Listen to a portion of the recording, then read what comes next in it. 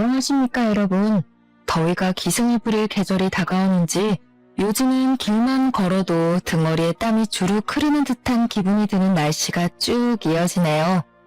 이런 계절이 돌아오면 저에게 일어났었던 지난 과거의 사건이 하나 떠오르는데 저에게 참 잊지 못할 사건이기도 하고 잊으면 안 되는 사건이기도 해서 아직 기억이 생생합니다. 제가 이 익명의 공간을 찾아와 사연을 쓰게 된 것도 모두 그때 있었던 사건을 여러분들께 이야기하고 싶은 마음에서 시작된 것이랍니다. 저는 지금 40대에 막 접어든 나이이고 지난 사건 모두 몇 년 전에 일어난 과거 사건이지만 이렇게 속 시원하게 털어놓기까지 꽤 오랜 시간이 흐르게 되었네요. 여자로서 이런 일이 치욕스럽게 느껴지기도 했고 제 자존심을 많이 깎아먹는 일이라 느껴지기도 했지만 세월이 흐르니 저도 성장을 했는지 의연해지게 되었습니다. 제가 어떤 일을 겪었는지 궁금하시죠? 대부분 이 사연을 들어주실 분들이 여성분들일 거라 생각을 하는데 제 이야기가 많이 공감되실 수도 있을 것 같네요. 제가 어떻게 이 험한 세상을 헤쳐나가게 되었는지 지금부터 제 이야기 한번 들어주시면 감사하겠습니다. 저는 대학 시절부터 8년이라는 시간을 함께한 남자친구가 있었습니다.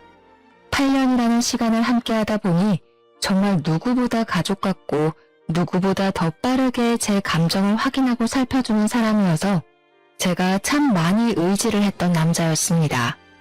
저희는 같은 대학을 나온 소위 말하는 캠퍼스 커플이었고 남들이 부러움을 살 정도로 알콩달콩하게 사랑을 속삭이는 커플이었습니다. 대학을 졸업한 이후에 저희 둘 다 평범한 회사원이 되었고 사회생활을 하면서 겪은 부당한 기억, 달콤한 기억을 모두 공유하며 오랜 시간을 만나왔습니다. 그렇게 오랜 세월을 함께했으니 당연한 수순으로 저희는 29살이 되던 해에 결혼을 약속하게 되었고 아직도 프로포즈를 받았던 그날이 생생하게 기억이 나기도 합니다. 저희 둘 다 같은 대학 같은 과를 나왔고 무려 8년이나 연애를 했던 장수 커플이었기 때문에 동기들 사이에서도 당연히 결혼을 할 줄 알았다며 주위의 축가를 한껏 받기도 했습니다. 저희가 청첩장을 돌리던 날 동기들을 전부 불러 모아서 파티를 열었는데 저와 같은 동기였던 여자친구 민지가 저를 정말 진심으로 부러워해 주었어요. 본인이 남자를 만나도 오래 사귀지를 못하고 일찌감치 헤어지곤 하는데 어떻게 8년이나 연애를 할 수 있냐며 비법을 전수해달라고 하기도 했습니다. 저는 민지와 친하게 지내던 사이는 아니었지만 제 남편처럼 자상하고 배려해줄 수 있는 사람을 만나면 가능한 일이라고 슬쩍 자랑을 섞어서 이야기를 했습니다. 민지에게 너도 너의 짝을 만나기만 하면 8년 연애는 물론이고 평생을 함께해도 괜찮을 거라는 생각이 들 거라고 용기를 주었습니다. 양가에서도 당연히 저희가 오래 연애를 했다는 사실을 알고 있었기 때문에 사실 결혼식을 올리겠다고 했을 때 반대를 할 곳도 전혀 없었습니다. 당연히 너희가 결혼을 할 줄 알고 있었다면서 시큰둥하게 언제 할 건데? 하는 식의 반응밖에 없었죠. 뭐 조금 허무하긴 했지만 사실 그만큼 함께한 시간이 있으니 반대를 하는 것도 이상하죠. 거기다가 둘 다 안정적인 직장 생활을 하고 있었기 때문에 양가에서는 둘이 알아서 잘 살았으면 좋겠다고 말씀을 하신 이후에 일절 상관을 하지 않으셨습니다. 식장을 정하는 것부터 드레스를 고르고 웨딩 사진을 찍는 것까지 준비하는 내내 딴지 한번 걸지 않으셨고 저희를 믿고 맡겨주셨습니다. 하지만 신혼집을 구할 때만큼은 저희 부부도 스트레스를 받게 되었는데 대출 문제로 걱정이 많이 되었기 때문이었습니다.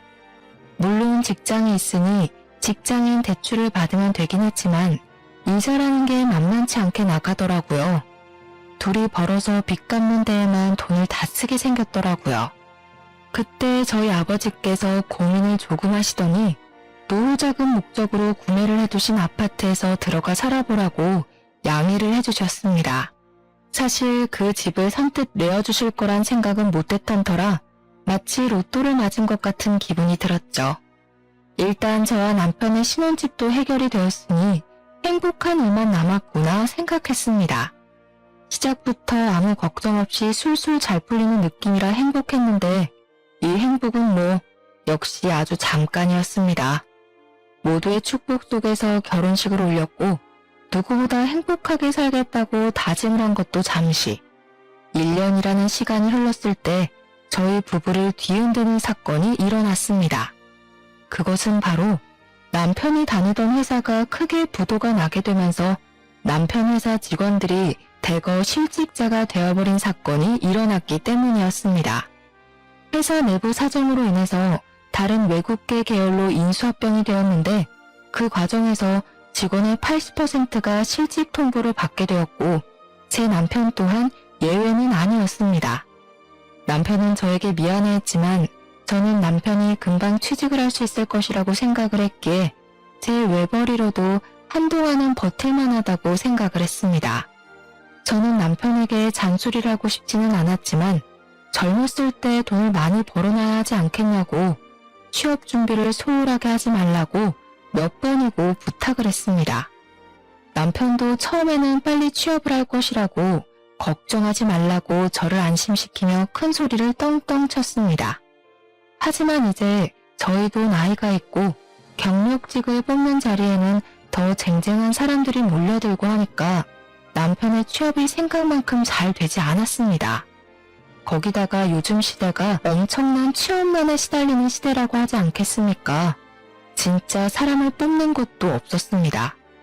남편의 백수 생활은 한 달, 두 달 길어지기만 했고 그러다 보니 자연스럽게 남편도 집에서 노는 생활에 적응을 하기 시작했습니다. 원래 사람의 패턴이 무너지는 데는 하루도 채 걸리지 않는다고 하지 않겠습니까?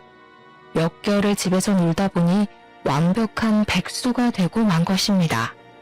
남편이 실직한 지 6개월이 지났을 때 저는 더 이상은 참아줄 수 없다고 생각을 해서 그때부터는 마음속에 있는 말들을 거침없이 내뱉으며 잔소리를 하기 시작했습니다. 남편에게 자격증이라도 따야 하는 거 아니냐, 언제까지 이렇게 집에서 놀고 먹으면서 계획도 없이 허송세월을 보낼 거냐고 했습니다. 그러자 남편은 시댁에다가 요즘 제가 스트레스를 너무 많이 줘서 사는 게 버거울 정도라는 식으로 일러바친 것이 아니겠습니까? 자기도 노력이라는 것을 나름 하고 있는데 와이프가 그걸 몰라준다면서 우는 소리를 한 거죠. 아니 휴대폰으로 아르바이트 사이트나 보고 있는 게 무슨 노력입니까? 차라리 이력서 같은 거라도 내고 구직 활동을 하거나 아니면 아르바이트라도 하면 제가 이해라도 하겠지만 그것도 아니었습니다. 그랬더니 시모가 저에게 버럭 성질을 내면서 이야기를 하시더라고요. 우리 아들한테 스트레스 좀 그만 줘라. 애가 살이 쏙 빠진 게 마음 아파 죽겠다. 남편 살이 5kg가 넘게 쪘는데요. 그게 뭐 자기가 편해서 찐 거겠어? 마음이 쏙 내려앉았다 뭐 이런 소리지. 앞으로 다 큰일 할 사람이니까 내버려두면 알아서 잘할 거다. 우리 아들이 어릴 때부터 말이야. 속 한번 썩여본 적 없는 진국 중에 진국이었어. 동네 아줌마들이 다 부러워했다니까. 말도 안 되는 소리를 하면서 남편의 편을 들어주는데 남편은 그 옆에서 자기 엄마가 최고라면서 알랑방귀를 뀌는 것이 아니겠습니까? 도대체 일러바칠 게 따로 있지. 부부간의 대화까지 일러바치면서 얄밉게 구는데 진짜 제 남편이지만 한 대 쥐어박았으면 좋겠다 싶을 정도로 짜증이 나더라고요. 그 이후부터 제가 무슨 잔소리만 하면 시모한테 일러대는데 한두 번은 시모의 남편 편드는 이야기를 들을만 했지만 날이 가면 갈수록 그 정도가 심해지더라고요. 나중에는 시모가 저한테 해도 너무한다면서 남편의 피가 말라야 멈추겠냐고 소리를 버럭 지르는 게 아니겠습니까? 너 우리 아들이 우습니? 연애할 때는 고분고분하게 굴더니 결혼하고 나니까 왜 우리 아들을 못 잡아먹어서 한달이야? 아니 어머님, 지금 결혼하고 1년 넘게 백수로 지내고 있는데 이건 말이 되나요? 예, 남자만 일하라는 법이 있니? 요즘 시대에 남자 여자가 어디 있어? 시모가 눈도 감고 귀도 닫아버리고 이야기를 하니 아예 말이 통하지가 않는데 진짜 이런 게 바로 아들 사랑인가 시짜짓인가 싶어서 저도 미치겠더라고요. 그러던 어느 날 대학 동기들과 모임을 가지게 되었는데 제가 결혼을 한 지 1년이 조금 넘은 상태니까 궁금한 게 많았는지 다들 눈이 반짝반짝 하더라고요. 올해 연애를 하고 결혼을 하니까 어떤 것 같냐고, 잘 지내냐고 물어보면서 동순의 회사, 그러니까 남편의 회사가 외국계 계열로 인수되지 않았냐고 물어보더라고요. 구조 조정이 엄청났다고 들었는데 괜찮은 거냐고 물어보는 동기들에게 정말 한숨만 푹푹 쉬면서 아무런 말도 하지 못했습니다. 그랬더니 동기들도 제 표정을 보고 알만하다는 듯 아무 소리 못하고 눈치만 살피는데 오히려 그런 부분이 저를 더 좀먹게 만드는 것 같은 기분이 들었습니다. 동기들에게 양해를 구하고 오늘은 집에 일찍 들어가 보겠다고 말을 하며 일어나게 되었는데 애들이 약간 동정심이랑 망해서 기분 좋다는 표정이 섞여 있더라고요. 순간 느껴지는 적대감에 어이가 없어서 이런 것들을 친구라고 생각하고 지냈나 싶은 마음이 들고 참 말로 설명할 수 없는 기분이 들었습니다.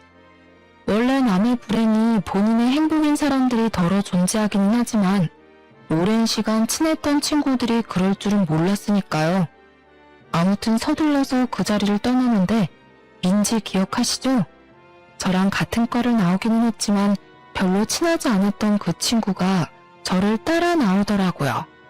수정을 하면서 제 이름을 부르더니 할 말이 있다고 하더니 민지가 창업을 했는데 액세서리를 파는 쇼핑몰을 오픈했다고 하는 게 아니겠습니까? 상황이 이런데 설마 물건을 사라고 하는 건가 싶어서 시큰둥하게 그래서 어쩌라는 식으로 물어보았더니 민지가 웃으면서 그러더라고요. 친구 좋다는 게 뭐야? 나 지금 택배 업무랑 잡일을 할 사람을 구하고 있는데 혹시 동수가 시간이 되면 우리 쇼핑몰에서 일할 생각 있냐고 물어봐 줄래? 그 순간 저는 민지의 등 뒤에서 새하얀 빛이 보이는 듯한 기분이 들었습니다. 한마디로 제 구세주나 다름없어 보였죠. 민지는 사업장이 5인 미만 사업장이라 4대 보험의 혜택은 받을 수 없지만 업장이 커지게 되면 당연히 4대 보험까지 넣어주겠다고 하더라고요. 저한테 제가 동수 때문에 힘들어하는 게 너무 눈에 보인다고 남편에게 물어봐주고 하겠다고 하면 바로 출근시켜달라고 했습니다. 저는 집으로 달려와 민지가 했던 이야기를 남편에게 고스란히 전했고 4대 보험이 안 되는 것은 아쉽지만 나중에 해준다고 하더라 하면서 남편을 설득하기 시작했습니다. 언제까지 집에서 놀고 먹을 수만은 없지 않냐. 월급이 많은 편은 아니라도 그걸 벌어오면 우리 살림에 훨씬 더 보탬이 될 거라고 남편을 꼬시기 시작했습니다. 남편이 귀가 솔깃한 건지 업장이 어디에 있냐고 물어보더라고요. 저는 민지에게 남편이 궁금해하는 모든 것을 물어봐주고 연결까지 시켜주게 되었습니다. 드디어 남편이 1년 3개월 만에 백수 생활을 청산하고 민지가 운영하는 액세서리 사업장에서 일을 하기 시작했습니다. 남편도 저랑 같은 학교 같은 과이니 민지를 알긴 알았지만 민지랑 친하게 지내던 사이는 아니었습니다. 물론 그건 저도 마찬가지였고요. 대학을 다니던 시절에 민지에게 추문 같은 것이 꽤 많았었는데 애가 여우다 남자를 밝힌다 이런 소문이 퍼다했기 때문이었습니다. 하지만 이제 저희 나이도 30이고 민지가 예쁘장하게 생긴 친구라서 질투심에 그런 소문이 더 붙었을 수도 있다고 생각을 했기에 별 신경을 쓰지 않았습니다. 왜냐면 그 잠깐 동안 민지가 저희 부부에게 보여준 진심이 너무나도 순수했기 때문이었습니다. 남편은 민지의 업장에서 꽤 빠르게 적응을 해 일을 해나가기 시작했고 대충 4개월쯤 흘렀을 때 뜬금없이 저에게 액세서리를 선물로 주는 센스를 보이기도 했습니다.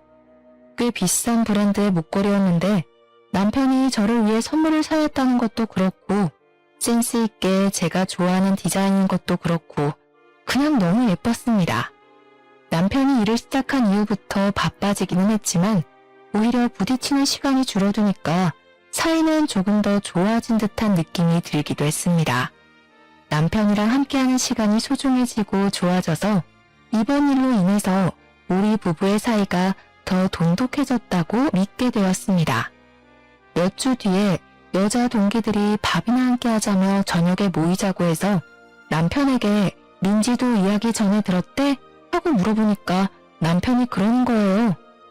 민지가 친구들이랑 이상하게 잘 어울리지 못하는 것 같더라? 그 모임에 따로 초대받지 못했다고 하던데. 그래?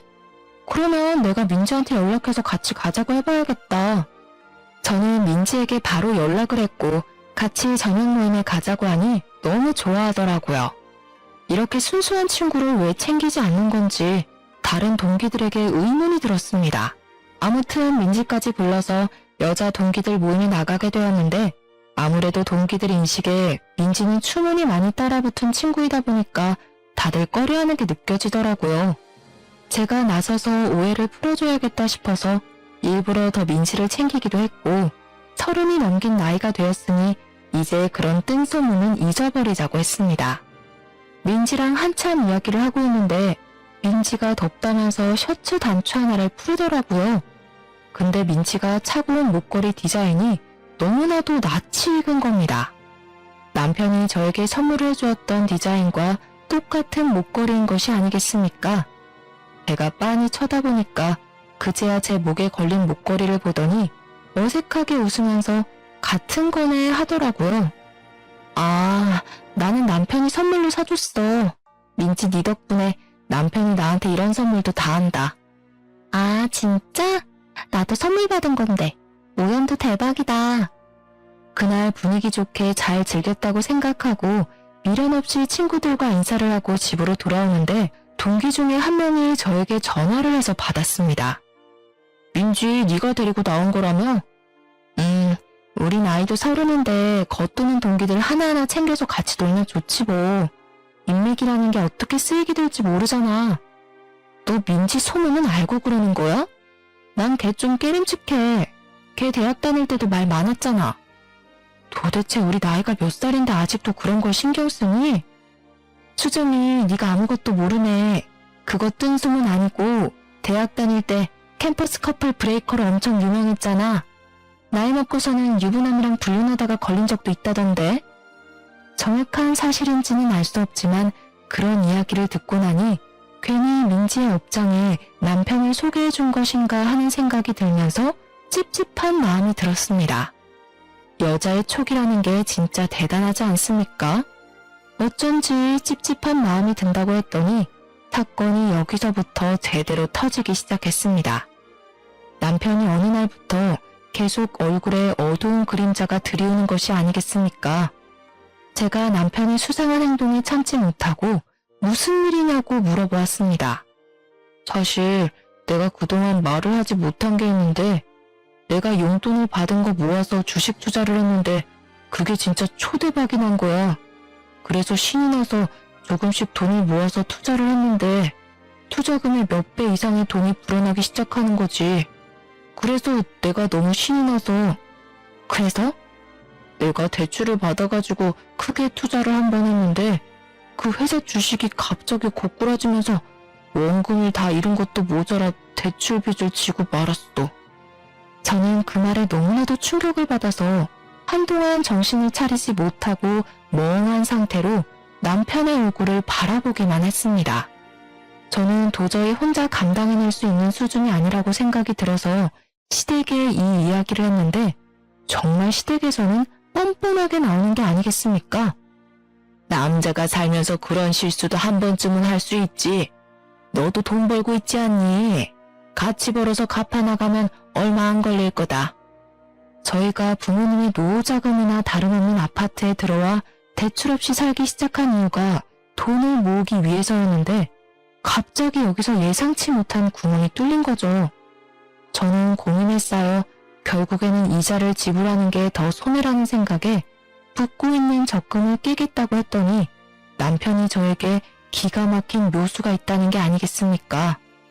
저는 지푸라기라도 잡아야 한다는 심정으로 남편에게 묘수가 무엇이냐고 물어보았고 남편은 우리가 위장 이혼을 하면 된다고 말을 하더라고요.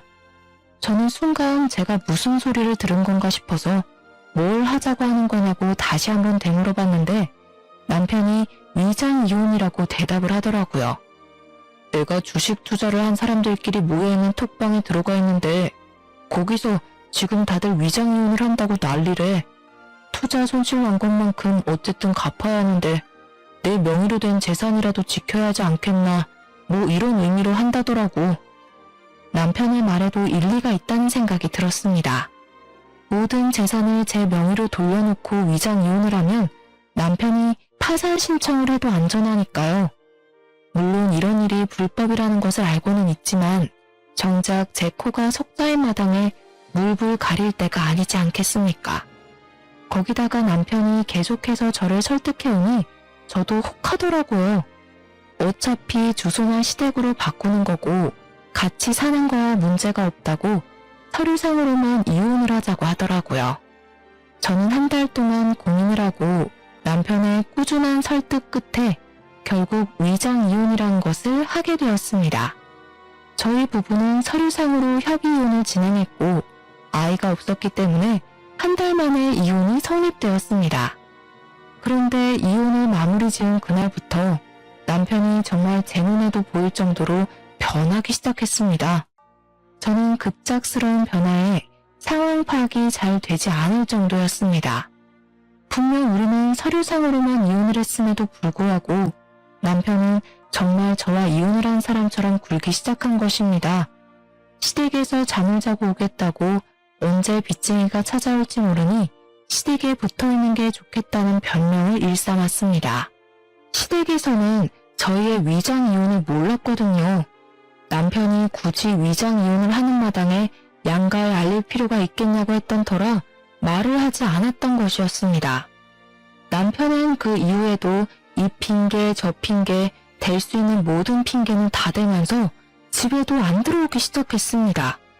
맨날 무슨 돈이 있어서 그렇게 술을 마시러 다니는 건지 전화를 해도 안 받기 일쑤였고 문자를 보내봐도 다음 날이나 되어서야 겨우겨우 연락이 도착했습니다. 남편이 허튼 짓을 하고 다닐 사람이 아니라는 걸 그간 만났던 세월로 잘 알고 있지만 연락이 잘 되지 않으니 너무나도 답답했습니다.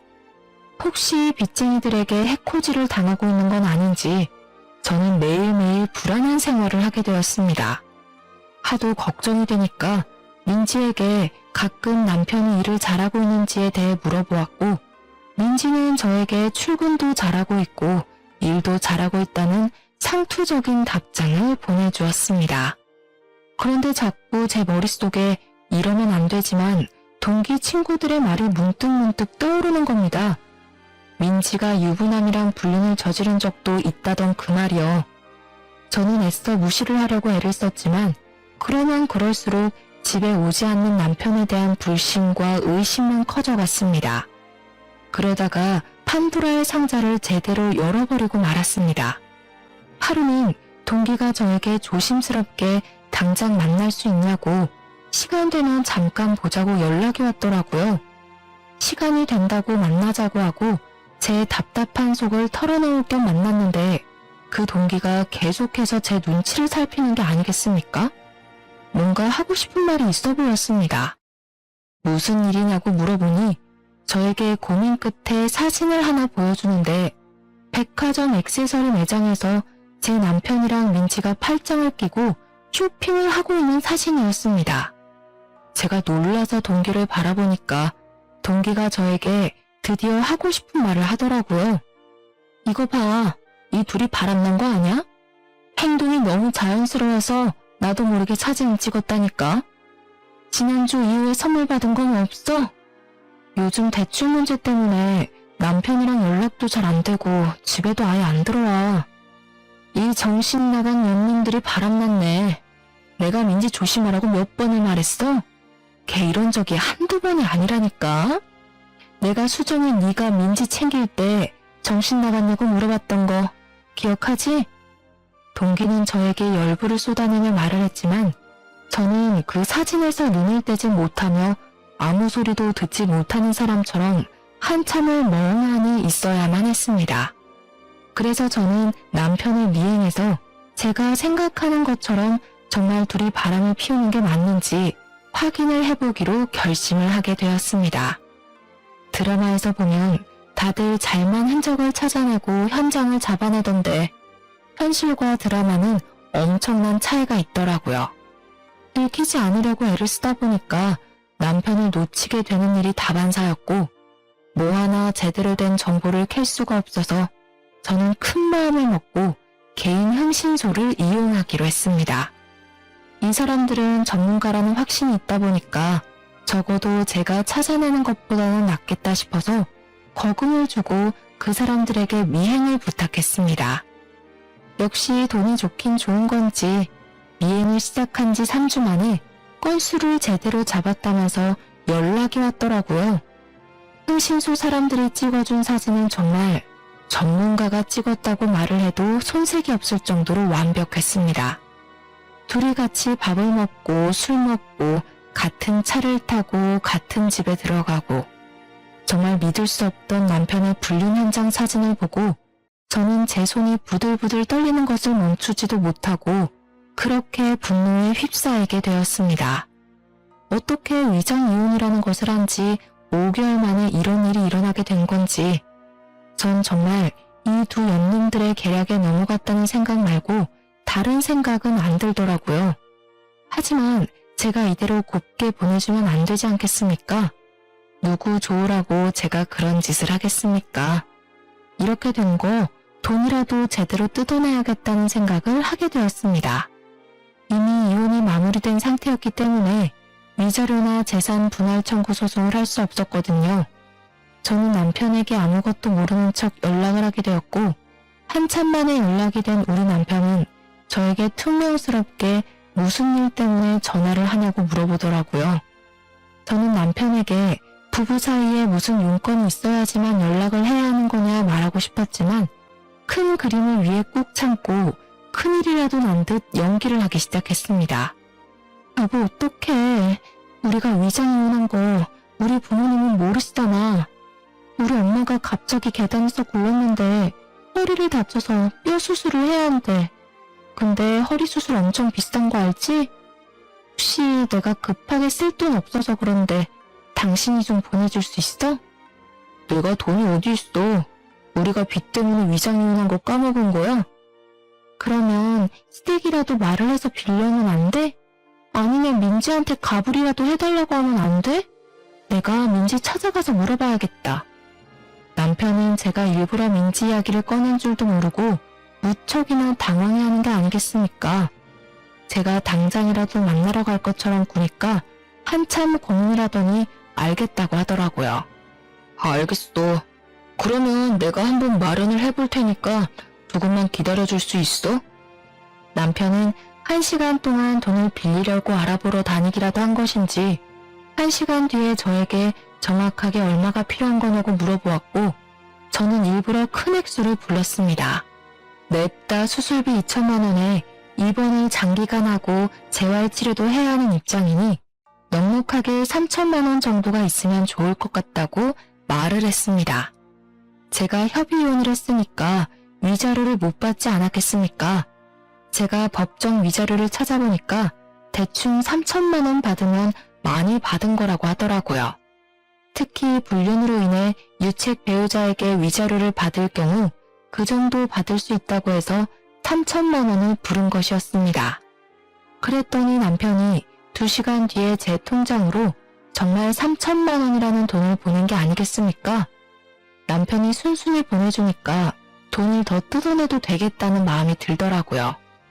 저는 흥신소에서 물어다 준 둘의 불륜 사진을 차곡차곡 정리를 해서 터트릴 준비를 했습니다. 그리고 한 2주일이라는 시간이 더 지난 다음에 남편에게 다시 한번 말을 했습니다. 우리 엄마가 수술을 한 번 더 해야 한다고 하는데 이번에도 구해다 줄 수 있어? 아니 수술비가 네 집 개 이름이야? 더 빌릴 곳도 없어. 그래?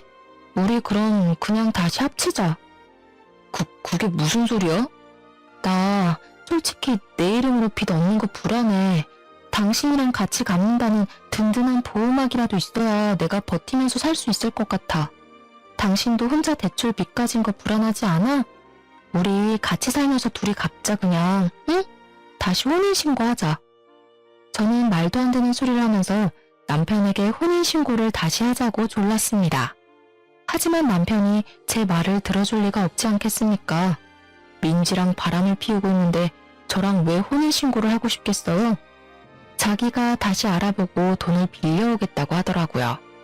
다음날 남편이 저에게 1,500만 원의 돈을 보내왔길래 저는 정신 나간 듯이 웃어젖혔습니다.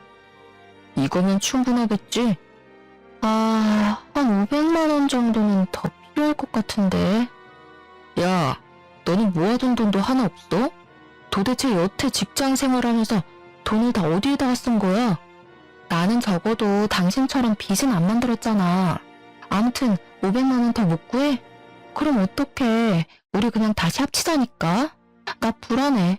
수술 못해서 우리 엄마 큰일 나면 사이가 와서 돕고 해야 할 거 아니야. 500만 원 더 구해와. 남편은 결국 제 억지 논리를 이기지 못하고 추가로 500만 원을 더 보내왔습니다.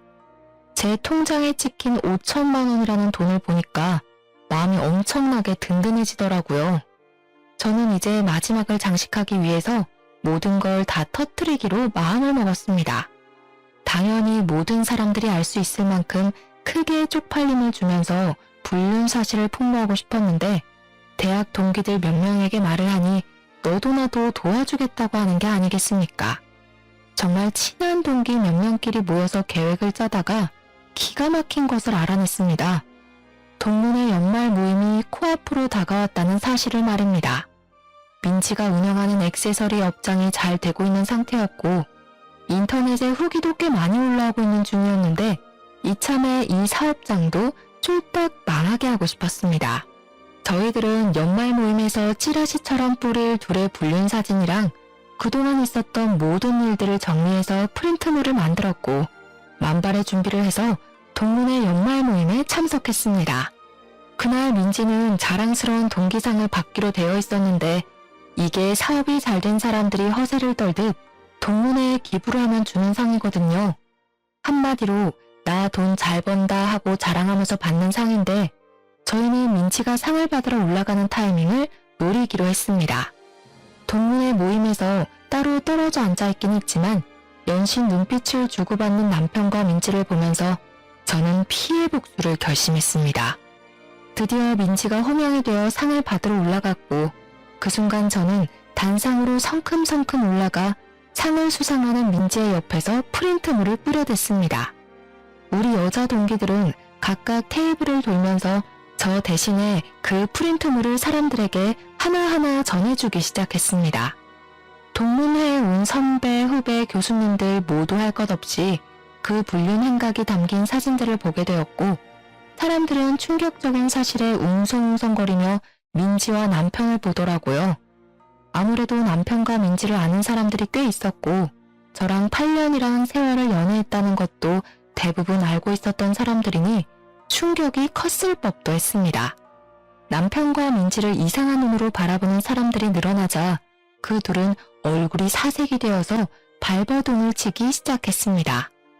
당연히 민지와 남편은 오해가 있는 거라면서 그런 사이가 아니라고 난리를 치며 가까운 테이블부터 돌면서 오해라고 아니라고 소리를 쳤습니다. 하지만 사람들이 모두 의심의 눈초리로 그 둘을 바라보자 남편은 저에게 다가와 제정신이냐고 이미 이혼한 사이인데 이게 무슨 짓이냐고 큰 소리를 치더라고요. 나 너랑 이혼하고 민지 만난 거야. 당당하게 이혼까지 했는데 우리 사이가 왜 불륜이야? 나는 불륜 아니야. 너 집착이 너무 심한 거 아니냐? 저는 그 말에 남편의 뺨을 연달아 3차례나 갈겨버렸습니다. 그러자 장내가 집중되면서 아무런 소리도 나지 않고 조용해졌습니다. 너랑 나랑 아직 이혼 완료인 거 아닌 거 알지? 그게 무슨 소리야? 이혼이 완료가 뭐? 우리 재판까지 다 했잖아. 나도 그런 줄 알았지. 사실 저도 몰랐었던 사실인데 이혼을 하고 나면 이혼 확정 신고를 구청에다 제출을 해야 했습니다. 남편과 저는 둘 다 잘 모르고 대충 협의 이혼으로 위장 이혼을 했었죠. 구청에 가서 그 이혼 확정 신고라는 것을 남편과 같이 했어야 했는데 둘 다 그걸 몰라서 안 했던 것입니다. 시간이 지나고 나서 저에게 확정 신고를 하지 않았다고 벌금 고지서가 날아와서야 알게 된 사실이었습니다. 한마디로 서류상으로는 저희 부부가 아직 이혼이 되지 않았던 것이었습니다. 저는 이 사실을 마지막으로 밝히며 통쾌하게 깔깔거리면서 웃었고 남편과 민지는 사색이 되어서 입을 떡 벌린 채 한동안 말을 잇지 못하더라고요. 그럼 우리가 아직도 부부란 말이야 지금? 아쉽게도 우리가 아직 부부네? 이 증거들 모두 재판에서 유리하게 작용하겠지? 위자료나 단단히 준비해. 내가 너한테 준 장모님 수술비 있잖아. 그 돈이면 위자료 받은 셈 치고도 충분한 걸로 아는데 무슨 소리라는 거야. 그거 우리 엄마 수술비 준 거잖아. 부부 사이에 당연히 줄 수 있는 돈이지. 위자료는 번외편이니까 따로 준비하도록 해. 내가 대출받아서 5천만 원을 해줬으면 그거 먹고 떨어지면 되지. 너는 우리 사이를 방해하고 싶니? 민지는 부들부들 떨면서 마치 제가 가해자라도 된 것처럼 포장을 하며 이야기를 하더라고요. 남편이 주식으로 인해 쫄딱 망해서 빚까지 있는 것도 모자라 민지까지 저에게 돈을 주려고 대출을 받았다고 이야기하는 게 어쩜 이리 고소하던지. 저는 민지와 남편에게 보란듯이 깔깔거리면서 너네가 빚을 졌던 어쨌든 내가 알 바는 아니라고 불륜 남녀의 비참한 최후라고 생각하라고 말을 하고 집으로 돌아왔습니다. 저는 저를 도와준 동기들에게 진심으로 고마움을 전했는데 동기들은 이대로 끝내기에는 아쉽다고 민지의 쇼핑몰에 테러를 하자고 하더라고요. 내가 SNS 스타인 거 알고 있지? 우리 딸 육아일기로 엄청난 팬들을 보유하고 있잖아. 자, 내가 SNS에 제대로 한번 올려줄게. 동기 친구 하나가 인터넷에서 영향력이 꽤 있는 유명인인데 쇼핑몰이 특정은 되나 누구인지는 아리송하게 SNS에 불륜 폭로 글을 올려주었습니다. 쇼핑몰 사장이랑 직원이랑 불륜 관계인데 그 직원 부인이 자기 절친이라고 글을 올려두니 정말 댓글이 정말 터지게 달리더라고요. 당연히 제 동기의 SNS를 구독하고 있는 사람들이 신상 정보를 하나둘 캐기 시작했고 곧 민지네 쇼핑몰에는 악성 댓글이 달리기 시작했습니다. 구매 후기에도 온통 불륜녀 투성이고 인터넷에 검색하면 자동 완성 기능에 땡땡 액세서리 불륜녀가 뜰 정도로 인터넷에서 화제가 되었습니다. 동문회 그 사건이 있었던 이후 딱 3개월이 지나서 민지네 쇼핑몰은 완전히 망해버리고 말았습니다. 저는 남편과 제대로 이혼을 다시 한번 하기 위해 이혼 소송을 걸게 되었고 위자료까지 받아내겠다는 일념으로 3천만 원을 청구했습니다. 남편이 이미 투자 실패로 인한 빚이 있고 민지도 저에게 5천만 원을 주느라 빚이 생긴 마당에 위자료 3천만 원까지 청구를 하니 시댁은 난리가 났습니다. 너네가 벌써 10수년을 함께한 사이인데 한 번만 눈 딱 감고 용서를 해줄 수는 없겠니? 우리 집안의 며느리는 너 하나뿐이다. 그동안 계속 저를 은근히 구박해온 시모가 깨갱하고 숙이면서 이야기를 하는데 고소한 마음이 들면서도 어이가 없더라고요. 저는 저 인간이랑 다시 합치고 뭐고 할 생각 전혀 없거든요. 돈이나 마련해 두세요. 민지와 남편도 저를 찾아와서 무릎을 꿇고 정말 사정사정을 했습니다. 사업장이 망한 데다가 갚아야 할 부자재 거래 대금도 있고 빚도 생겼다고 하면서 자기들이 사죄를 하겠다고 한 번만 용서를 해달라고 손이 발이 되게 빌었습니다. 저는 이참에 마지막 장식을 해야겠다는 아이디어가 떠올랐고 그들에게 물어보았습니다. 그럼 내가 너네 둘 헤어지라고 하면 헤어질 거야? 그러면 너네 둘이 서로 뺨 때리고 싸워봐. 그거 보고 내가 속이 풀리면 위자료 청구는 취소할게. 민지는 누나를 굴리면서 제 눈치를 보는데 그 말이 끝나기 무섭게 남편이 민지의 뺨을 확 치는 것이 아니겠습니까?